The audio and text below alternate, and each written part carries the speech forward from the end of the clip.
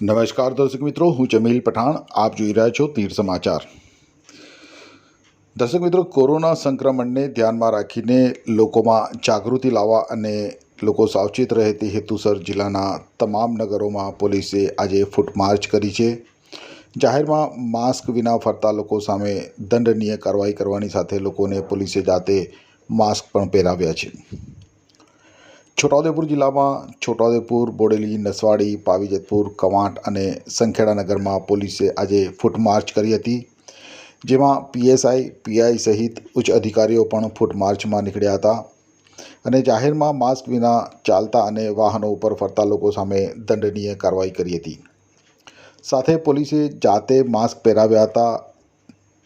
તહેવારોને લઈ ગ્રામ્ય વિસ્તારમાંથી મોટા પ્રમાણમાં આદિવાસી લોકો આવે છે, ત્યારે ફૂટપાથથી લઈ મોટી દુકાનો ઉપર આવતા ગ્રાહકો અને દુકાનદારો પણ માસ્ક પહેરે તે અંગે પોલીસ દ્વારા તાકીદ કરવામાં આવી હતી.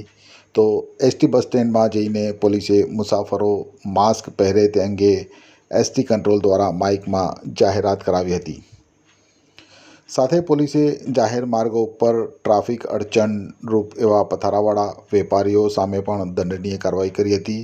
પોલીસને જોઈ લોકોએ ફટાફટ માસ્ક પહેરી લીધા હતા. પોલીસે લોકોને સમજ આપી હતી કે માત્ર પોલીસ અને દંડને ધ્યાનમાં રાખીને માસ્ક પહેરવાની વૃત્તિ બદલી લોકો કોરોનાથી પોતાનું અને અન્યનું રક્ષણ થાય તેના માટે માસ્ક પહેરે તે જરૂરી છે. તો દર્શક મિત્રો, આવો જોઈએ પોલીસની ફૂટ માર્ચના અને કાર્યવાહીના આ દ્રશ્યો. ફરજિયાત માસ્ક કરીને બેઠો. દરેક મુસાફર ફરજિયાત માસ્ક કરીને બેઠો.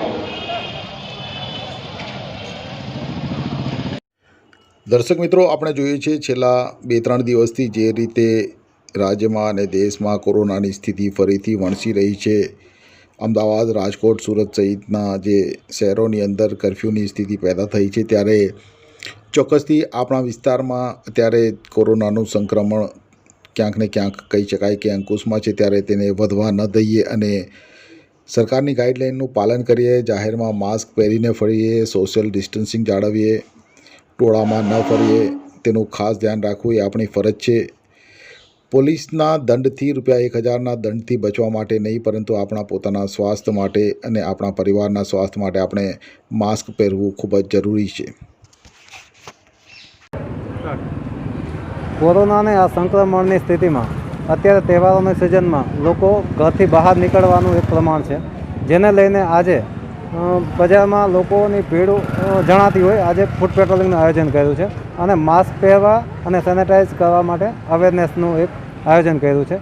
જે માસ્ક નથી પહેરતા એના વિરુદ્ધ દંડનીય કાર્યવાહી કરી છે અને માસ્ક વિશે અવેરનેસ પણ ફેલાવીએ છીએ. પોલીસે પણ માસ્ક પહેરાવ્યા છે. હા, એ અમે જે જરૂરતમંદ અથવા નથી પહેરતા એવું લાગે અને માસ્ક પણ વિતરણ કરીએ છીએ.